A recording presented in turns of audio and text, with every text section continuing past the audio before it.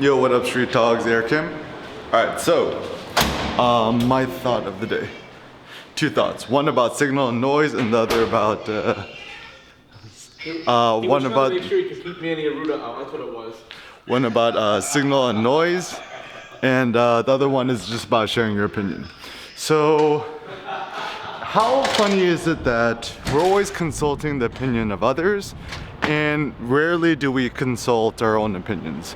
So I think it's far more robust and interesting to consult our own opinions and asking others for their opinion, or going online and searching other people's opinion, because why are we so curious about other people's opinions? So this is my thought. The reason why we generally tend to be so interested in other people's opinions is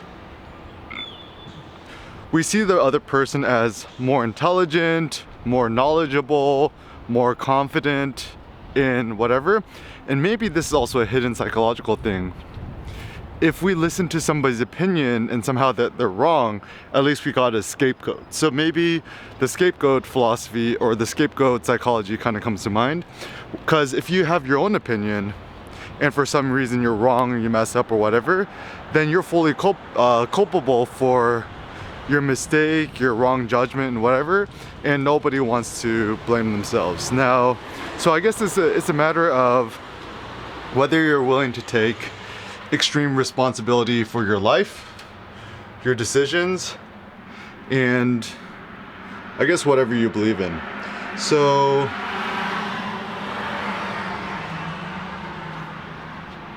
the question is, why are we so afraid to have our own opinion?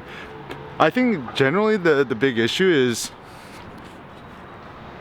we're generally, I don't know, like a little bit tricky to say. So in America, kind of yes and no, is you're kind of taught to have your own opinion, but you're kind of not.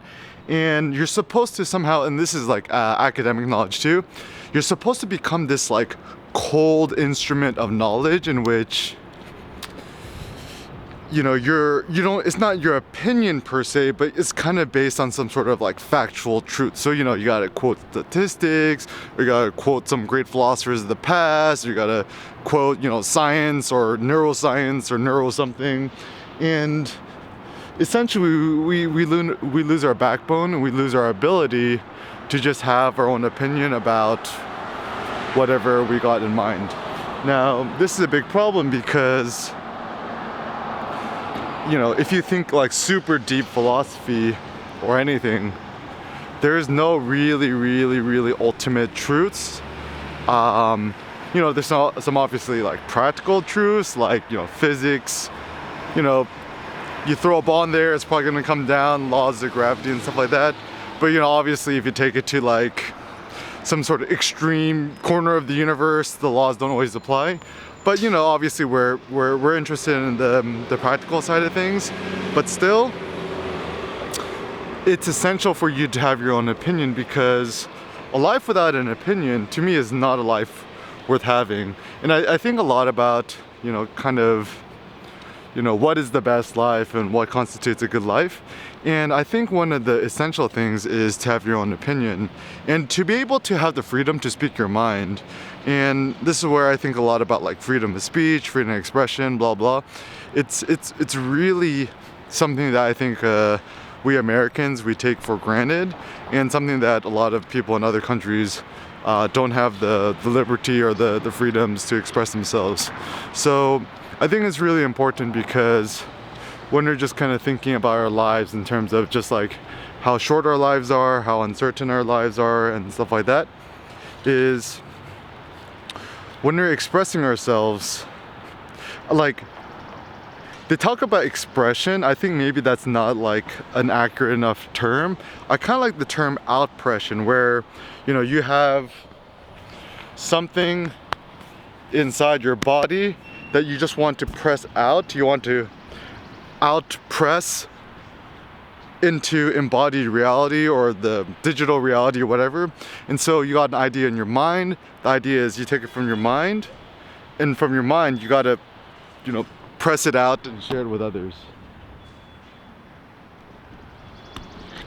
And so what is the the consequences of being able to have artistic outpression or expression or to share your thoughts. Generally speaking, at least for myself, it actually, from a physiological perspective, it just feels good when it's kind of like it's kind of like clearing your artistic bowels, or you're kind of relieving your artistic constipation. Because like, if you got an opinion about something and it's within you and you're not allowed to let it out, it's almost like a bird trapped in a cage. Or it's kind of like, you know, imagine you haven't released your bowels for like a week, right? So it just kind of gets clogged up and it just kind of doesn't feel good, right?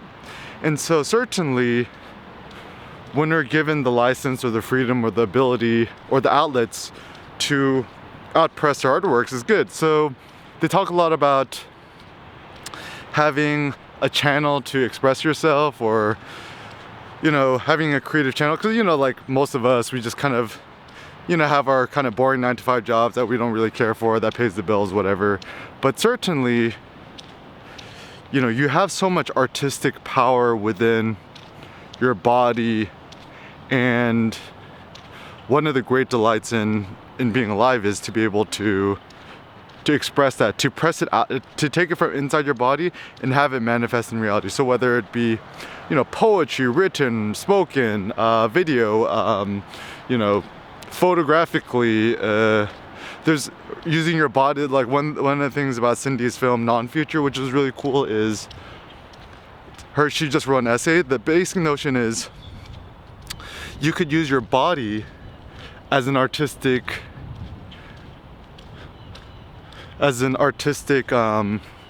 instrument, which is such an empowering thought. Because, you know, certainly our body is the most important tool in terms of perceiving reality, interacting with it, reality, engaging with reality. And when I say reality, I mean to say like embodied reality, like, you know, the real physical world.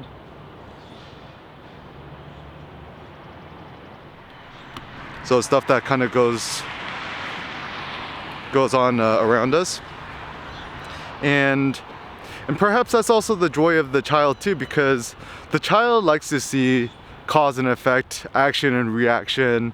So for example, you know, at least when I was a kid, I would love to go to the beach, build sandcastles, and, you know, I don't get so salty when it kind of washes away. That's kind of part of the game. Or you just kind of, you know, build up like a Lego castle and then you just destroy it like Godzilla. So certainly, even for children, in terms of artistically speaking, there's also joy in creation and destruction. In some ways, it's kind of one and the same. Even if you think about what a sculptor does, a sculptor is technically destroying a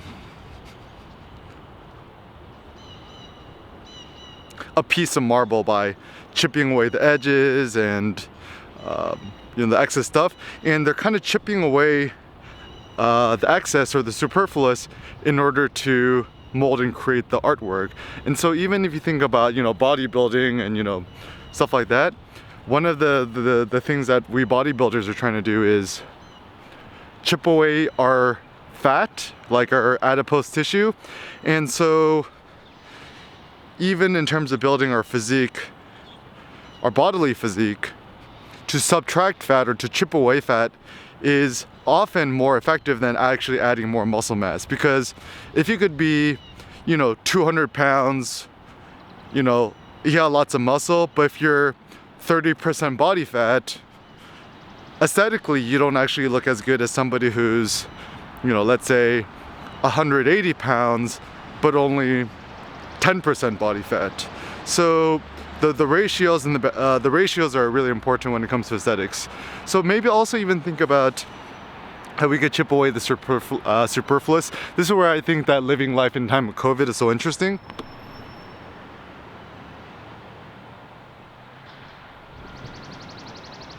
Is COVID becomes the ultimate creative constraint.